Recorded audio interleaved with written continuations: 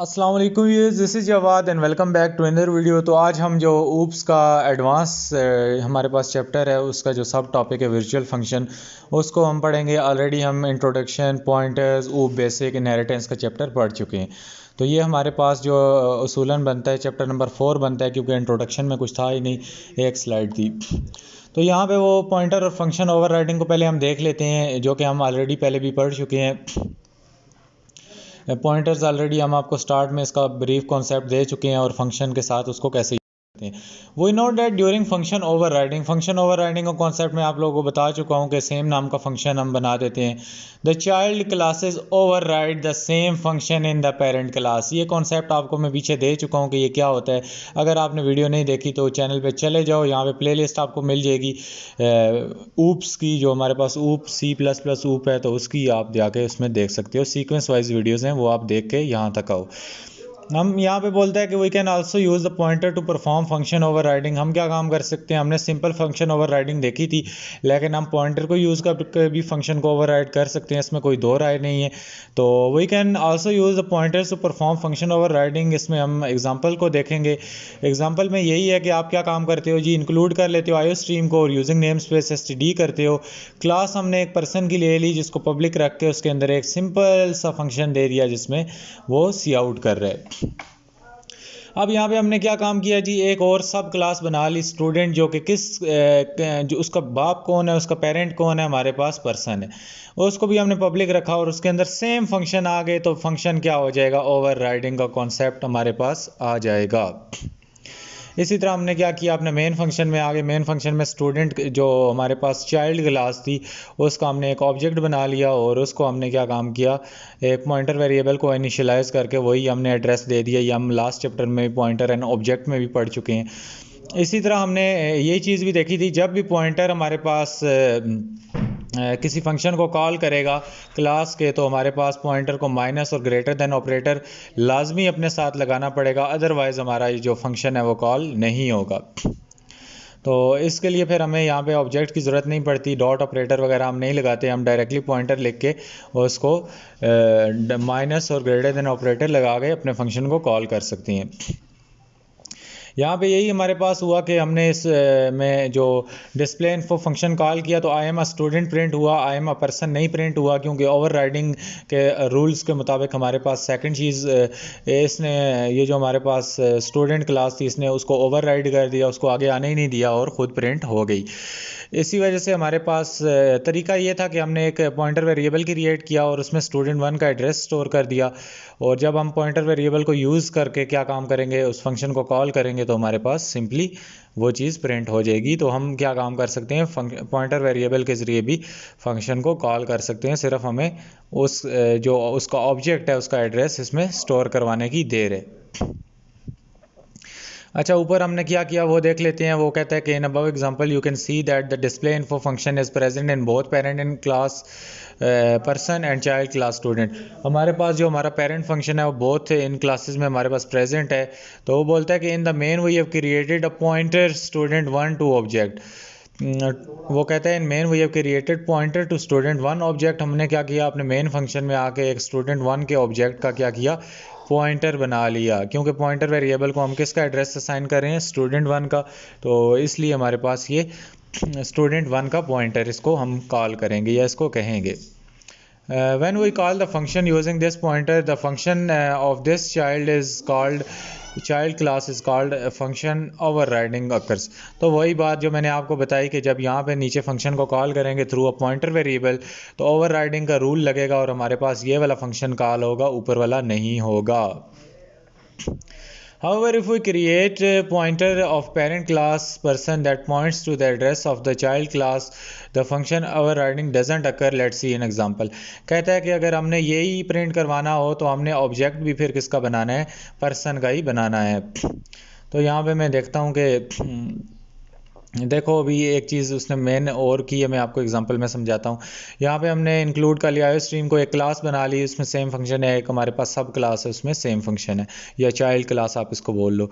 तो हमने क्या काम किया, अभी यहाँ पे स्टूडेंट का हमने ऑब्जेक्ट तो बना लिया, लेकिन अभी हमने जो देखो हमने जो ऑब्जेक्ट किया होता है पीछे, अगर ऊपर मैं एग्जांपल दिखाऊं तो स्टूडेंट का हमने क्लास का ऑब्जेक्ट बनाया था, तो पॉइंटर भी हमने स्टूडेंट को ही असाइन किया था, तो हमारे पास नीचे वाला फंक्शन आ गया था। लेकिन अगर हम क्या काम करें, ऑब्जेक्ट वही बनाएंगे, यहाँ तक बात सेम है, लेकिन जो पॉइंटर वेरिएबल के पीछे नाम है, आपको पता है हमें हमेशा क्लास का नाम है, हमने उसकी जगह मेन क्लास का नाम डाल दिया और उसको पॉइंटर किया, और उसमें स्टूडेंट वन का ही हमारे पास क्या कर दिया, डाटा असाइन कर दिया। ऑब्जेक्ट हमने यही वाला, नीचे ऑब्जेक्ट हमने बेस क्लास का ही दे दिया इसको, लेकिन जो मेन क्लास है वो क्या है, पर्सन है। इसका मतलब है कि हमारे पास जो डिस्प्ले इन्फो का फंक्शन हम through a pointer variable call करेंगे, वो ओवरराइडिंग फिर नहीं होगी, ओवरराइडिंग का कॉन्सेप्ट डिफ़ॉल्ट में चला जाएगा और आई एम अ पर्सन हमारे पास प्रिंट हो जाएगा।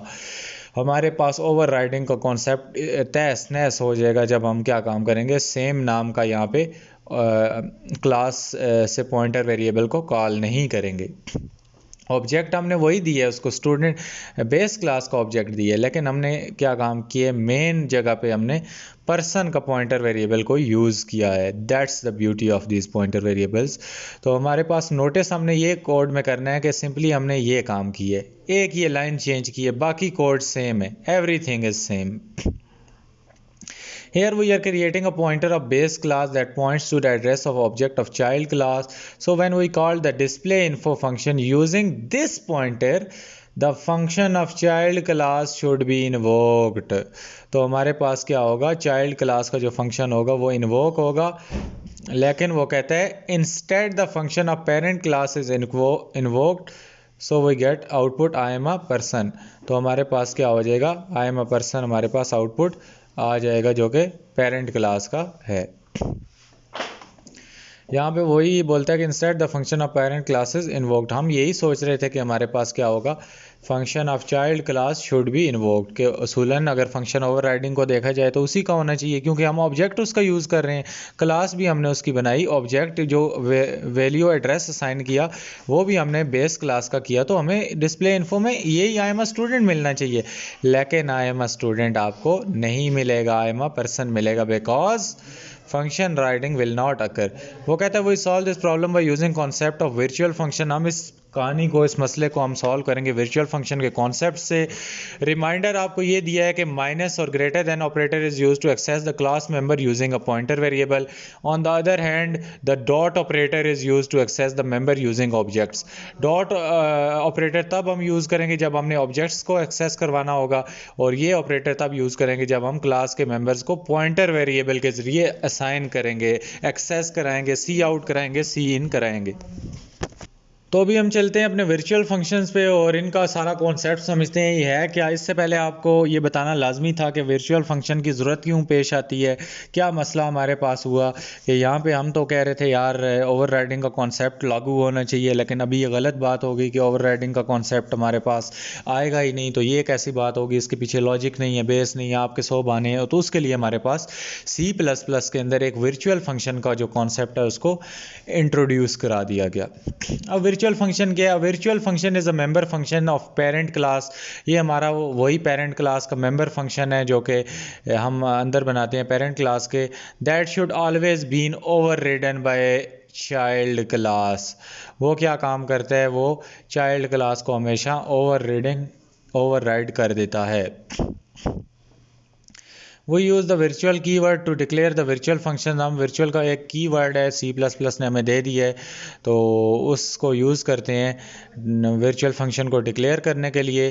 तो हमारे पास virtual फंक्शन वही होता है कि मेंबर फंक्शन होता है पेरेंट क्लास का, जो that should always be overridden by child class।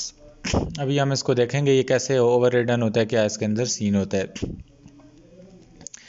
यहाँ पे हमने क्या काम किया कि एक पर्सन की का क्लास बना ली, उसके अंदर पब्लिक लिखा। अब ये जो फंक्शन की रिटर्न टाइप है, इसके पीछे सिर्फ आपने वर्चुअल लिखना है, कोई सेमी कॉलन कुछ भी नहीं लगाना है, इसका सिंटैक्स बस ये। उसके बाद हमने इसके अंदर सी आउट कर दिया और इस स्टूडेंट क्लास में आए सेम एज इट इज़ इसको लिख दिया, इसके अंदर कोई चेंजिंग नहीं की। अब जब हम क्या काम करते हैं, यहाँ पे ऑब्जेक्ट बनाते हैं और इसको वैल्यू असाइन कर देते हैं, पॉइंटर वेरिएबल को इसका एड्रेस असाइन कर देते हैं स्टूडेंट वन का। और अभी हम वही काम कर रहे रहे हैं पर्सन का मेन क्लास यहाँ पे डायरेक्टली यूज़ करें, लेकिन जो हमने पीछे देखा था वहाँ पे उसके असूल के मुताबिक आई एम अ पर्सन हमारे पास प्रिंट होना चाहिए था, लेकिन अब यहाँ पे आई am a student he print होगा। क्यों प्रिंट होगा? क्योंकि जो वर्चुअल फंक्शन होता है वो क्या कर देता है, हमारा जो मेन क्लास का फंक्शन होता है, ये हमारे पास ये वाला फंक्शन, इसकी मैं बात कर रहा हूँ, इसको आपस में मिक्स नहीं आप लोगों ने करना। इस फंक्शन को क्या करता है, इसकी आवाज़ को क्या करता है, दबा देता है, ओवरराइड कर देता है। किसको प्रायोरिटी दे देता है? इस नीचे वाले फंक्शन को। अब आप बोलोगे ये तो पहले ही, फिर हम फंक्शन ओवरराइडिंग का कॉन्सेप्ट यूज़ कर लेते, तो ये आगे आपको समझ आएगा हमने ये क्यों नहीं किया। अब यहाँ पे हमने क्या काम किया कि स्टूडेंट वन वही काम है, लेकिन जब सेम काम अभी हमने किया लेकिन सिर्फ ऊपर एक वर्चुअल का वर्ड यूज़ किया, तो हमारे पास output I am a student आ गया। फंक्शन ओवरराइडिंग का कॉन्सेप्ट जो है वो दोबारा से लागू होने शुरू हो गया।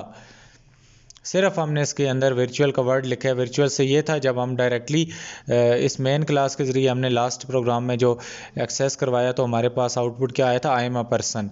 तो ये फंक्शन ओवरराइडिंग के कॉन्सेप्ट को इसने क्या किया था, डिनाई किया था, लेकिन अब उसकी सज़ा उसको ये मिली कि यहाँ पे हमने वर्चुअल का कीवर्ड इंट्रोड्यूस कराया ताकि फंक्शन ओवरराइडिंग की जो बदमाशी है या जो भी उसका रोब है हमारे ऊपर, वो C++ के ऊपर वो बैठा रहे। तो यहाँ पे देखो, जब ओवरराइडिंग में यही होता है कि दूसरा बंदा जीतता है हमेशा, तो यहाँ पे भी दूसरा बंदा वर्चुअल ने 2 नंबरी करके इसको जितवा दिया। जो भी आप जिस तरह इसको याद रखो, इसको कहीं रिलेट करके आप लोग इसको याद रखो, because there are a lot of concepts and it is hard to remember. यहाँ पे हम आगे आते हैं, कहता है this program is similar to earlier example. तो मैं आपको यही बात बोल रहा था कि वही वाला प्रोग्राम है, सिर्फ इसमें एक वर्चुअल का वर्ड ऐड हुआ है। और वर्चुअल क्या काम करता है, वर्चुअल इसकी पेरेंट, इसकी जो आवाज़ बेचारा यहाँ पे कहीं पे जीतने की कोशिश कर रहा था, फंक्शन ओवरराइडिंग को टक्कर दे रहा था, तो इस वर्चुअल ने आके जो फंक्शन ओवरराइडिंग की हायरार्की थी या जो उसकी हमारे पास सुप्रीमेसी थी, उसको दोबारा बरकरार कर दिया। The only difference is that we have changed a normal function to a virtual function in the parent class. This time person pointer, person अभी main class का pointer है, type pointer to student is invoking the function of child class, thus overriding function in parents class. तो overriding का concept क्या होगा, जिंदा हो जाएगा। As you can see, the virtual function allow us to achieve the function overriding using pointer as well. अब pointer के ज़रिए यहाँ पे हमारे पास मसला बन गया था कि हमारे पास function overriding नहीं हो रही थी, तो आप virtual का वर्ड यूज़ करके function overriding क्या कर सकते हो, कर सकते हो। क्विज़ वगैरह को छोड़ो, डायरेक्टली चैलेंज पे आते हैं। यहाँ पे इजी चैलेंज है, इसको आपने कर लिया तो आपको ये ओवरराइडिंग वाला कॉन्सेप्ट मज़ीद क्लियर हो जाएगा। इसमें यही बात है कि हमने एक क्लास बनानी है सिंपल सी, लेकिन उसके अंदर वर्चुअल फंक्शन लगाना है एक्टिविटी का। उसके अंदर सिंपली सी आउट कर देना है ह्यूमन एक्टिविटी। तो अंडरस्टूड सी बात है, इसकी जो रिटर्न टाइप है वो वॉइड होगी, क्योंकि ये सिंपली सी आउट कर है। अच्छा, एक हमने क्या काम करना है, प्रोग्रामर की क्लास बनानी है, जिसमें हमने पर्सन से हमने क्या करनी है, एक सब क्लास प्रोग्रामर की बनानी है और उसमें सेम फंक्शन डालना है, उसके अंदर कोडिंग को सी आउट करना है। स्टेप 3 में मेन फंक्शन में हमने आ जाना है और उसके बाद प्रोग्रामर का एक ऑब्जेक्ट बना लेना है क्लास से, प्रोग्रामर क्लास से एक ऑब्जेक्ट प्रोग बनाना है और पॉइंटर उस बनाना है पर्सन के नाम से, पर्सन की क्लास से, और create a pointer person a person type that points to the address of prog. तो ये भी हम आगे देखते हैं क्या करना है, इन्वोक फिर करना है इस फंक्शन को यूजिंग द पॉइंटर। तो आपका आउटपुट क्या आना चाहिए जी, कोडिंग आना चाहिए। कर लेते हैं चैलेंज को स्टार्ट। तो यहाँ पे उसने हमें कहा था कि क्लास बना लो पर्सन की, और उसको हमने पब्लिक तो करना ही होता है, और फिर कहता है कि क्रिएट अ वर्चुअल फंक्शन। हमने उसमें वर्चुअल फंक्शन क्रिएट करना है जो कि नाम है उसका एक्टिविटी, और उसको हमने क्या काम करना है जी, इनिशियलाइज कर देना है जी, सी आउट कर देना है हमने। तो यहाँ पे मैं साथ साथ इसको बनाता हूँ, पहले साथ साथ आप देखते जाओ। ये हमने वॉइड लेके अपना फंक्शन बना लिया, फंक्शन बना के नीचे आए, उसकी ब्रैकेट शुरू कर ली। ब्रैकेट के अंदर अभी सिंपली हमने क्या काम करना होता है, सी आउट सिंपली कर देना है। तो हमारे पास सी आउट हो गया। सी आउट के अंदर हमने ये कॉलन से लगा दिए जो भी है। यहाँ पे हम एक काम करते हैं, इसको सिंपली जो उसने कहा था इनसाइड द वर्चुअल फंक्शन, आपने ह्यूमन एक्टिविटी का एक वर्ड उसने हमें दिया है कि आपने उसको सी आउट करवा लेना है। तो हम यहाँ पे सिंपली सी आउट करवा लेते हैं human activity. At the end of the day हम सेमीकोलन लगा देते हैं।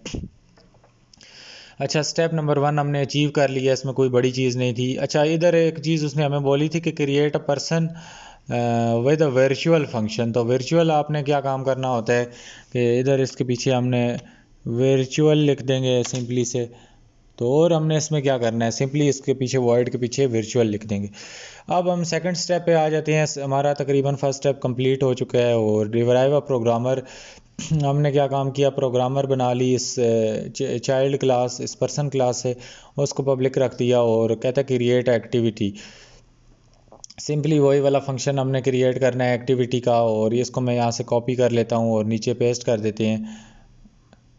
यहाँ पे उसने हमें कहा है कि create a function activity that prints the statement. तो यहाँ पे वर्चुअल होने की ज़रूरत इसको नहीं है, तो इसके पीछे से वर्चुअल हटा देते हैं और ये हमारा दूसरा स्टेप भी अचीव हो गया। और तीसरे स्टेप में मेन फंक्शन के अंदर आ जाएंगे। वो कहता है कि प्रोग्रामर का ऑब्जेक्ट बना लो जिसका नाम आप प्रोग दे दो। तो यहाँ पे हम PROGRAMMER प्रोग्रामर, और इसको प्रोग लिखते हैं। प्रोग्रामर क्लास का ऑब्जेक्ट क्या है जी, प्रोग। फिर कहता है कि create a person pointer to person point prog to object.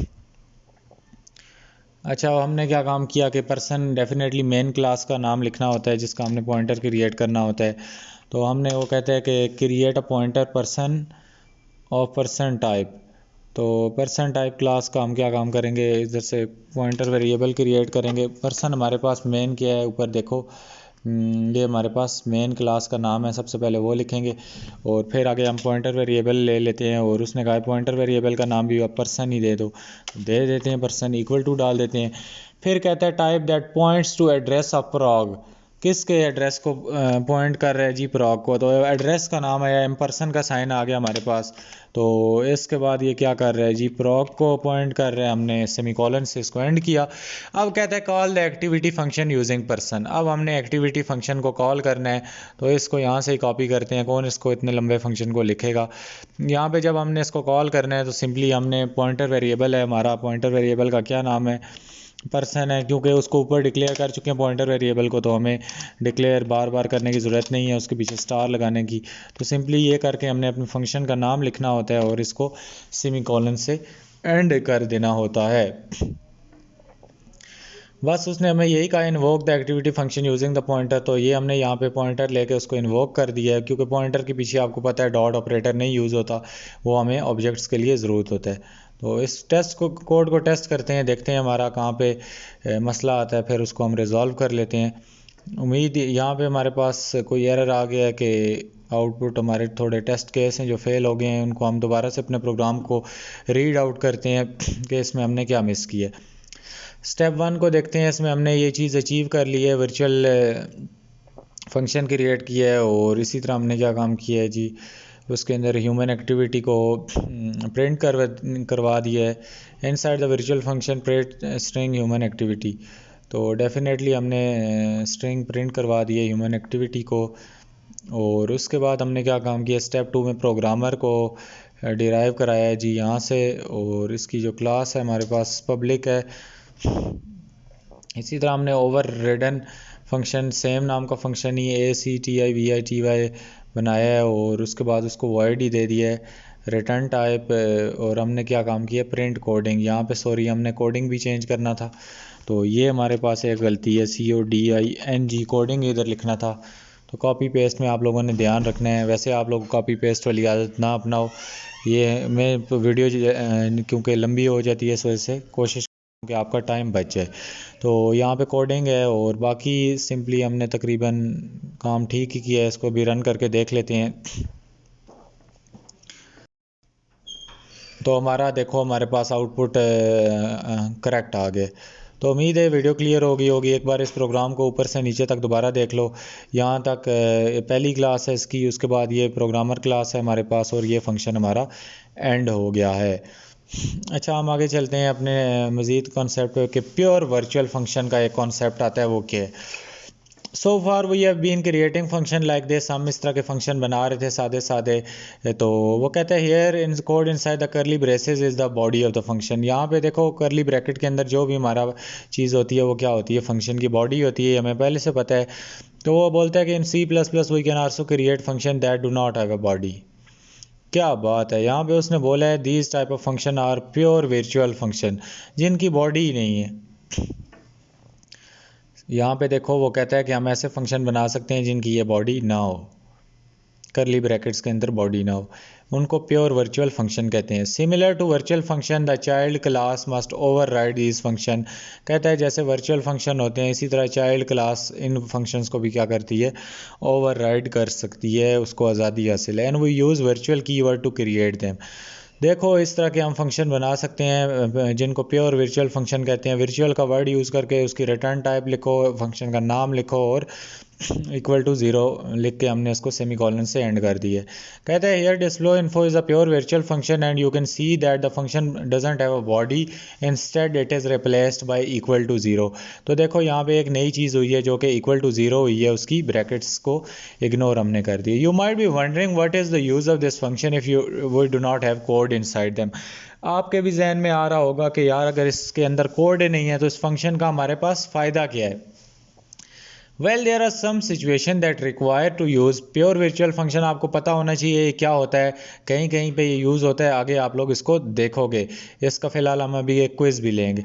Before learning about these cases, इसमें हमें एक एब्स्ट्रैक्ट क्लासेस का कॉन्सेप्ट है उसको हम पहले डील कर लेते हैं। क्विज़ ले लेते हैं जी। जो हमारे पास प्योर वर्चुअल फंक्शन है उसकी आपको डेफिनेशन तो कम से कम आनी चाहिए। Pure virtual function and with the code equal to zero, it is absolutely correct. Pure virtual function है एग्जीक्यूटेबल बॉडी उनकी होती ही नहीं है। all derived classes must override the pure virtual function. We must include a virtual keyword while declaring a pure virtual function. तो ये तो हमारे पास इसने क्या काम किया है, उसने कहा which of the statement is false, तो ये हमारे पास लास्ट वाली ट्रू है भाई, हमें वर्चुअल का कीवर्ड यूज़ करना पड़ता है। ये हमारे पास गलत है कि उसकी बॉडी हमारे पास नहीं होती। Pure virtual function have no executable body.